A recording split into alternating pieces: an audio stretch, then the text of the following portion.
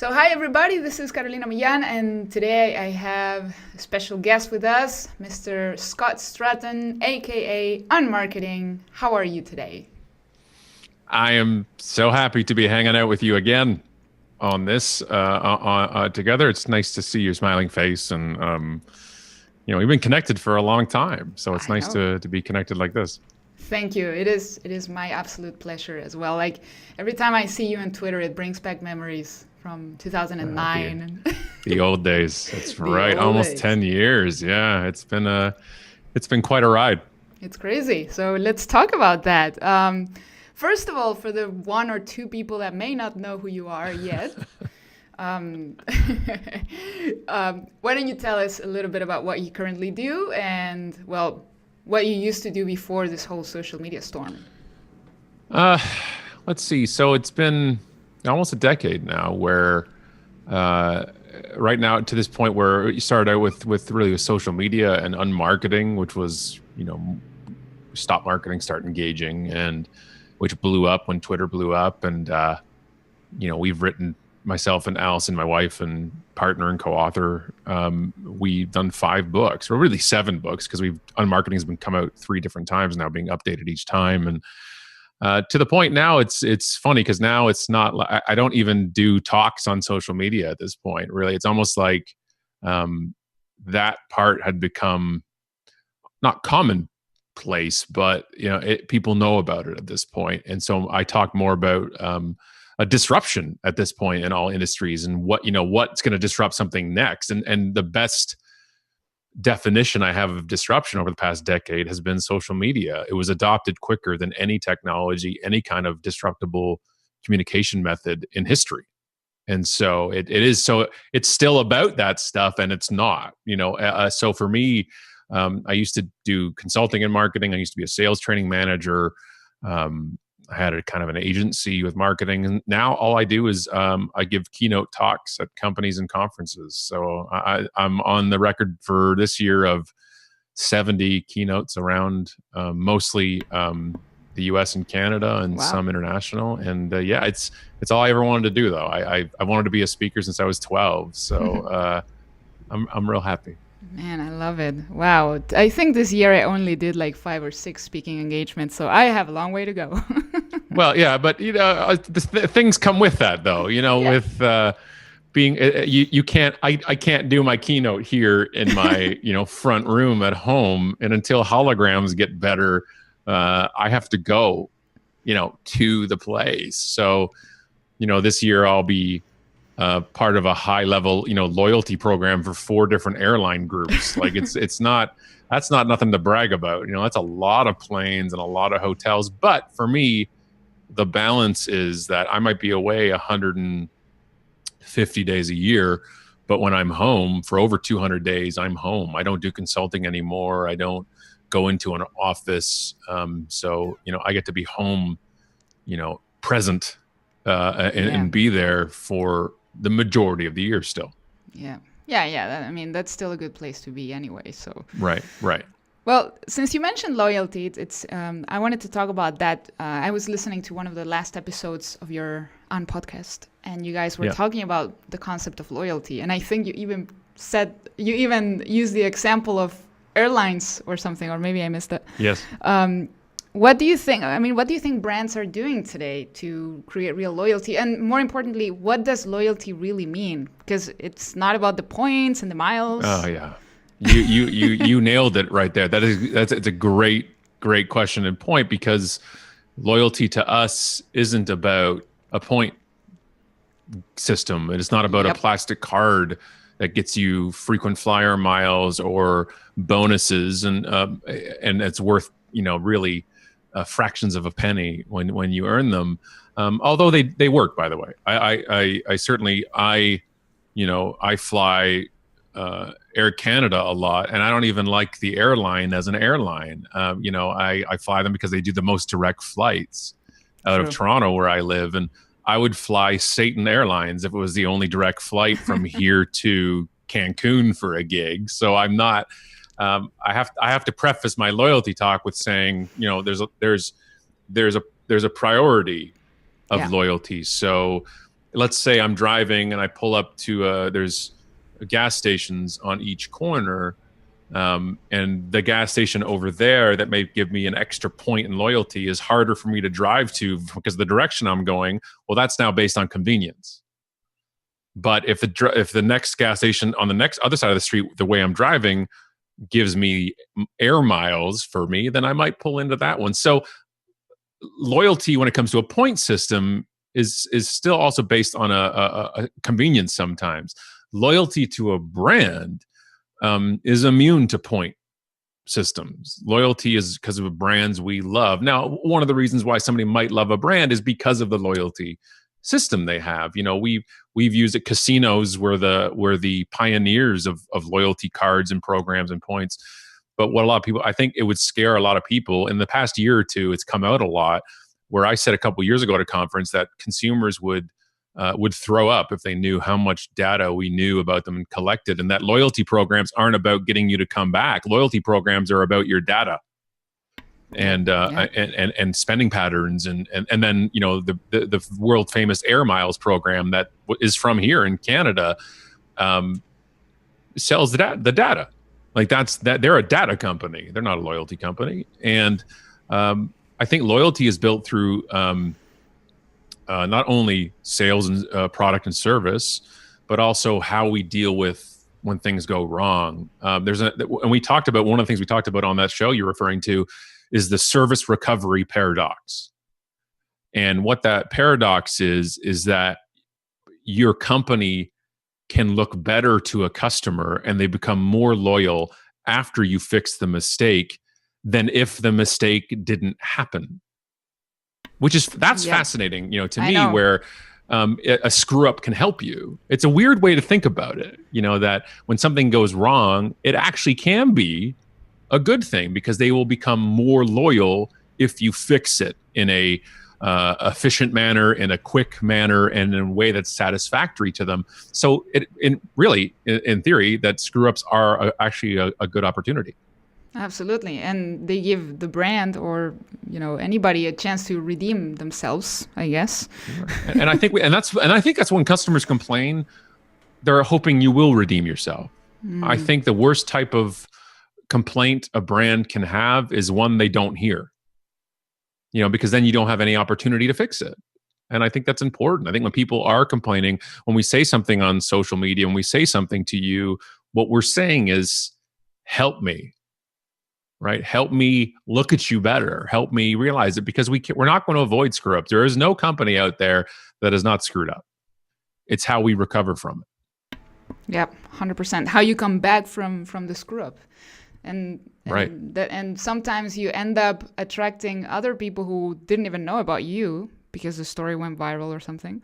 Yes. And then it gets better. Do you think some brands maybe screw up on purpose for this? See, the part of me hopes no, but the other part of me knows yes. There's part of it in there. I don't think companies get together and say, how are we going to screw this up? But I do think companies are getting together saying, look what that company just did. Let's see if we can go viral doing something of the same. Exactly. So, but I'm hoping we're not trying to screw up. I really want to believe that. Me too. On the other hand, I wanted to ask you about expectations, right, from customers. Like, I feel like the bar is getting lower and lower today. That's something I love about your podcast at the intro when you guys say, in a world where customer service is an oxymoron. that's right. So customer hilarious. And service are two conflicting terms, right? They are. I always say the bar is set so low for service that you only have to be mediocre to be amazing. Like, you literally have to be able to just give people what they asked for and what they paid for to be considered exceptional. Yeah. Which is sad. If you've ever moved, and had a moving company pick up your stuff and put it in a truck and then it arrives, if that just happens without something majorly going wrong, you are excited. I know.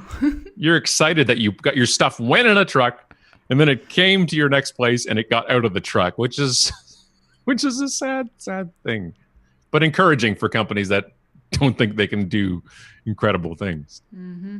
No, absolutely. I mean, and here's another thing I wanted to ask you about, because I remember, and maybe it's because Twitter has changed so much, but I remember, in your first book, and several articles on Mashable or whatever, whenever a brand would do something remarkable on Twitter when it came to customer service or seizing opportunity. I remember there was a blackout some time ago, years ago, and Oreo did some graphic. Yeah, the dunk in the dark. Yeah. Those things, do they happen still? Or are we missing them? Or nobody is creative enough? Right, they call that real-time marketing, right? They call that but Oreo, that wasn't real-time marketing necessarily. There was a lot of people involved and a lot of planning.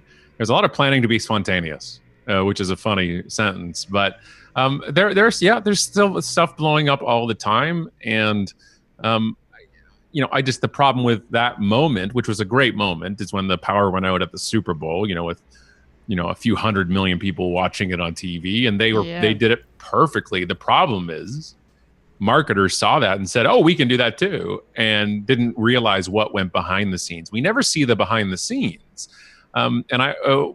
We have a saying here that we say, "There's no just. There's no just. They just did this." Or they just did that. So Oreo just put out a tweet and said, "Dunk in the dark," and ta-da, 100 million impressions in media. It was no just. There was 6 months of planning this real-time strategy of marketing and 22 people on the creative team, and there was no just. And I think when we say they just did this or this company just did that, you're kind of insulting the people behind it. It wasn't a fluke. It wasn't. It's like somebody saying to me, "Well, you just sent a bunch of tweets, and here we are." 5 books and 400 keynotes later, yay! And I'm like, there was no just in that. There's 100 things that go on, and the problem is, as marketers, we sometimes look for the quick fix, the easy solution, because that's a human nature trait.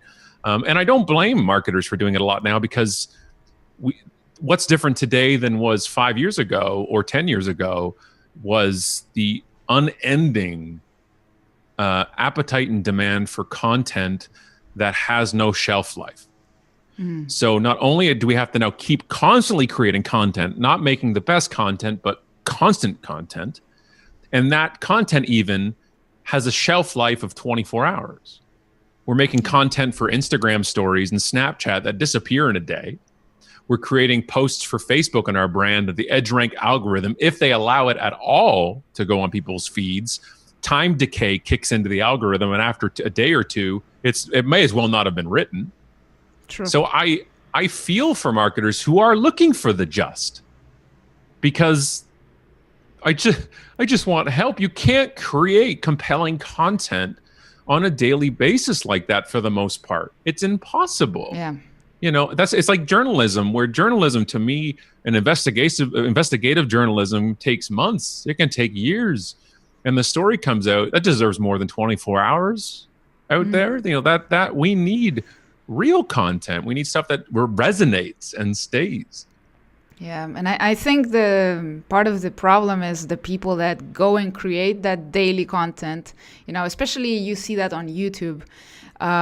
Where if you don't upload every day, then you miss out, and then so many people are putting out this mediocre content, and it gets views, and so it's like, okay, so the thoughtful content, the one that takes sometimes months or years to make, that only gets 24 hours, but then these kids doing pranks. I mean, yeah. How do you feel about that? But even views though, like even views is a vanity metric, and Facebook has come under fire for that recently about false metrics. Where on let's compare a YouTube video and a Facebook video. Let's say compare the exact same video for a brand, and the brand's video on YouTube gets 1,000 views, and then that video on Facebook gets 10,000 views. Which is more successful? And the answer is you don't know, because a view on Facebook is considered anything over 3 seconds. A view on YouTube is 30 seconds. And there's also a difference between the metric, because YouTube is usually a destination view. I went to go watch that. Yeah. Facebook, in the newsfeed, in the timeline, it just comes up. and it starts playing, and it's not, you don't even have to look at it for it to count as a view. That's not a view. That's a scroll. That's like saying a banner ad impression. That's really the metric to me. It's worth the same as a banner ad impression, which we all know in marketing is practically worthless. Yeah. The metric I want to see, I'll give you an example of the Facebook video I put up last year of me doing this joke kind of rant about millennials. I was going to touch on that. Yeah, so. I'm on the millennial side. If you look at the moral of that whole story by the time I end it, but the video itself got a reach of 35 million people. Reach means nothing. It got 14 million views, but that's 3 seconds. So you dig deeper. It got 5 million views over 10 seconds, but we still have to dig deeper because you have to see over 10 seconds with the sound on, because that video of me speaking on stage is useless unless you can hear me. Right? I just look like I look like an angry mime if you don't play the sound at that point. So it actually had 3.4 million views over 10 seconds with the sound on. That is a stark contrast to a reach of 34 million people. The reach is a lie.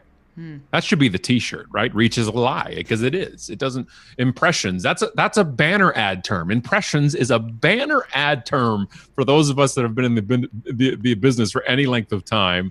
You know how much you're willing to pay for impressions of banner ad, which is a penny per 1,000.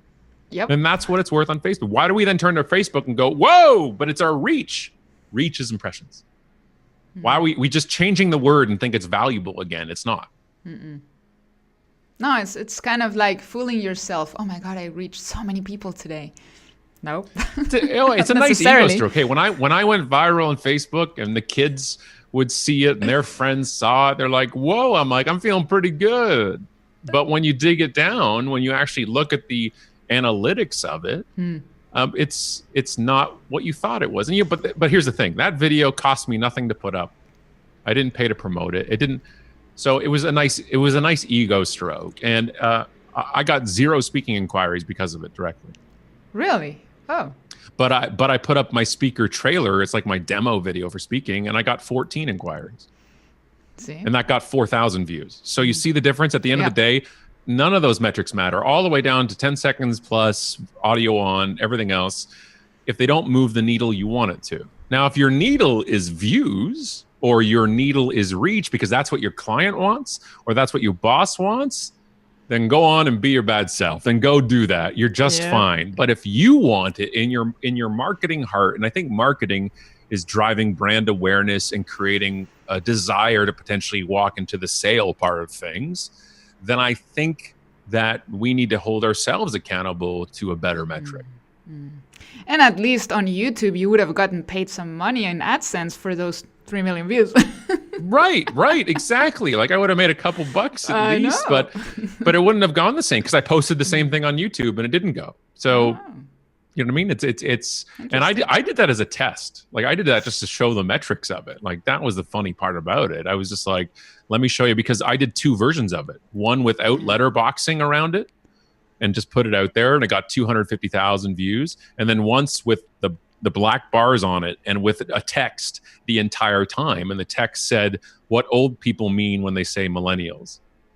Because you have to stop the thumb scroll on Facebook. You have to stop it and say, oh, I need to click the audio to hear this. So it was more to me to have the metrics to talk to people about it and the difference. I'm gonna put a link in the show notes for that video for the people who may have not seen it, because I love it and I relate to it. I relate to it so much, and still to this day, when I look up the definition of millennial, according to some people, I am one. According to other people, I missed it for like a year. So I'm like, okay, I did do that with the cassettes. So I'm both. I'm old and I'm also a millennial. I don't know anymore. Well, they have a term for it now. They call it a zennial. You're a combination Gen X and millennial, which makes me throw up in my mouth when people say that. But that's their solution to that. Oh God, what are they making up today? Right. Thank you. Yeah. So at the beginning you were talking about disruption, right? And I would love to hear your opinion on what is the latest disruption, because I also feel like that word is being used very lightly. Like, oh my God, they're disrupting the industry. Okay. Yeah. Who has disrupted the industry lately, for real?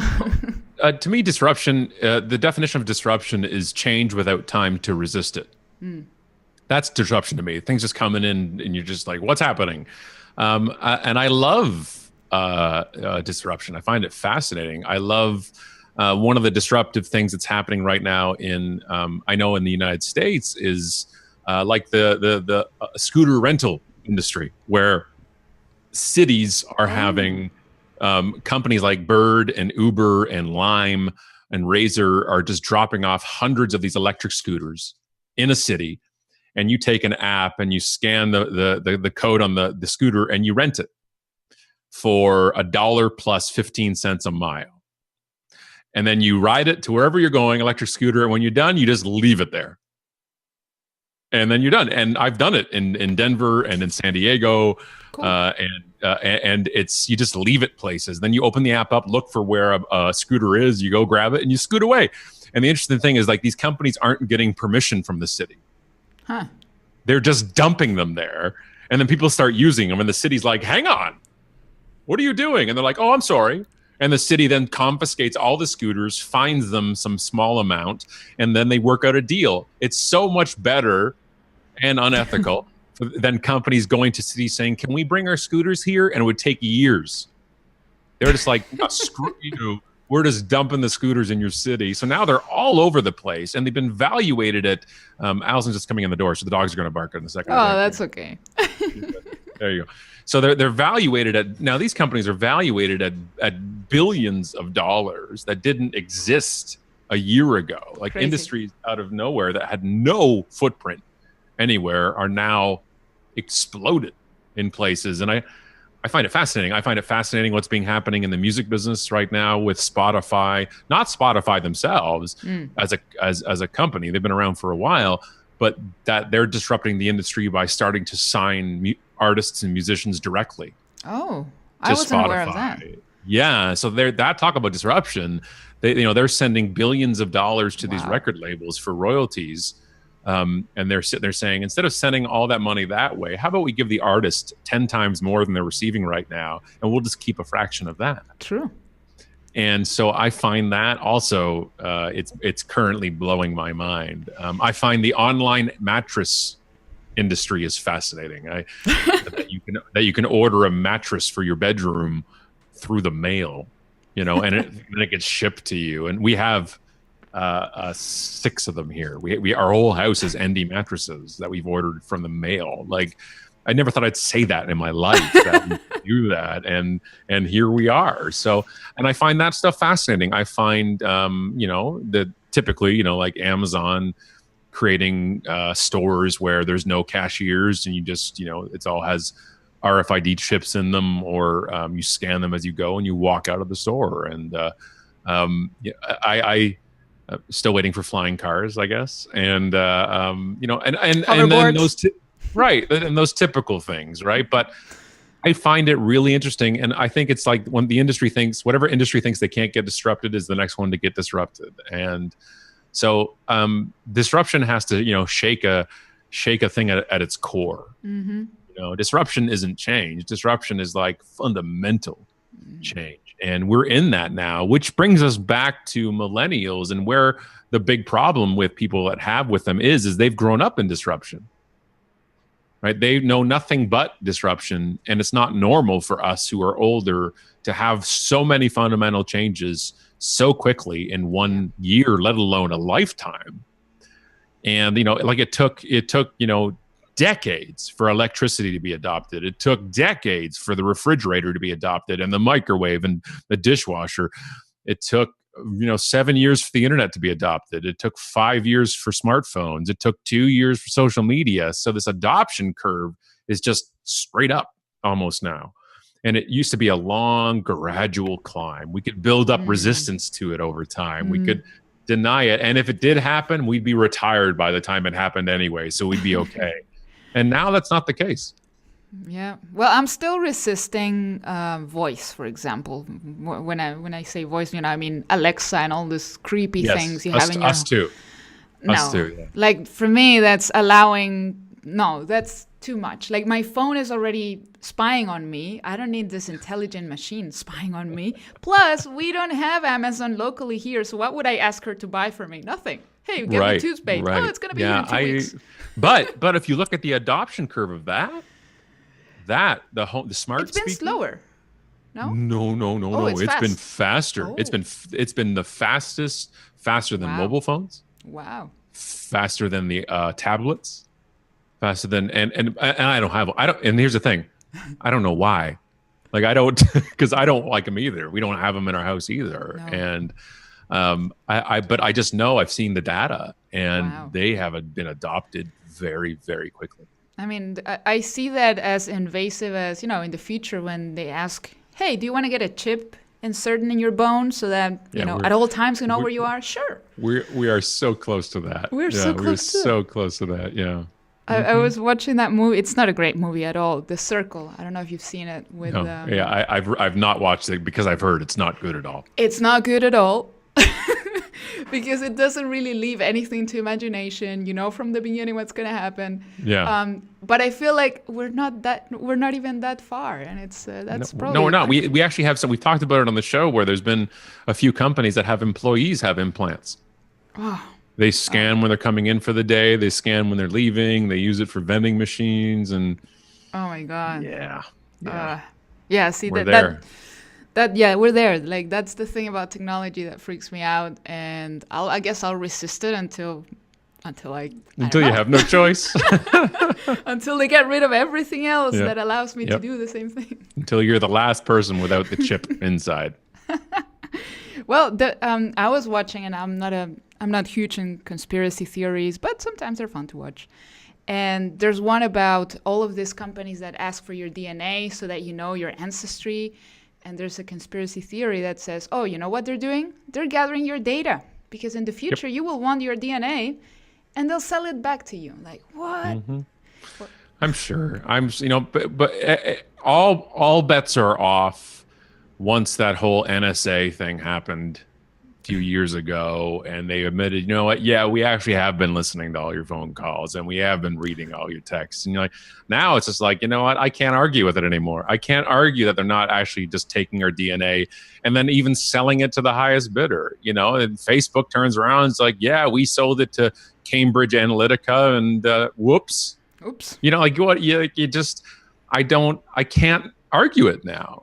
We are giving this stuff away freely. We are spitting in the tube and mailing it in and then saying, what do you mean you're going to do something with it? Because just like we were talking before, the value is in the data. Yep, exactly. That's what's valuable. And so when somebody comes to a DNA company and says, we will give you $100 per DNA sample, and they have 100,000 DNA samples, what are you going to argue with that? Come on. No. That's where it gets interesting. Yeah, I would sell it. So don't send me your DNA, people, please, because I'd end up selling it. No, definitely not. So I just realized something. I realized that your last book is a totally different subject. I don't have it. First of all, I'm like, when this book come out that I didn't hear about it? What? That's the first thing. I don't have it. Second, I don't have a signed copy of it, which I do of all your other books. Yeah, we'll send you one so for we'll sure. If we're on branding, yeah, we'll send it to you for sure. Yeah. It's funny. Every book that's come out, I promote it less and less. It's at the point where you didn't even talk about it.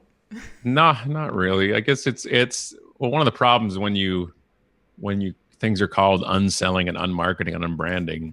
Very you don't want to, right? You don't want to promote it too much because you're going against what we're talking about. But it's certainly a fun one. It's 100 stories, brand stories in the age of disruption, and it's a fantastic anthology of a bunch of stories that Allison went through. Over 1,000 stories we talked about on the show and picked out the best 100, of examples and put them together. So we're very happy with it, very proud, and we love the cover because it's just an all black cover, and we sign it with silver Sharpies. So it's great. We'll sign one of those for you. I'll send you guys a little email or message to remind you of that. Yes. Yeah, you got it.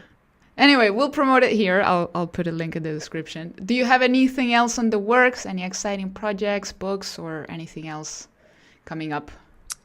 No, just doing what we do, living the dream here. So just loving it. Doing the show. We're almost at 250 episodes. So it's been 5 years of an episode a week of the Unpodcast, the business show for the fed up, and I still love it.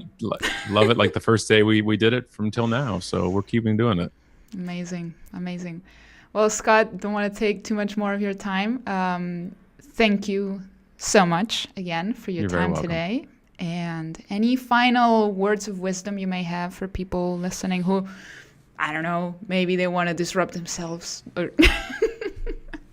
it's always just remember there's no just. There's no just in something. Do the work. Do the the studying, look at case studies, but always remember there's other layers behind stuff, and do the work. There's no just. Awesome.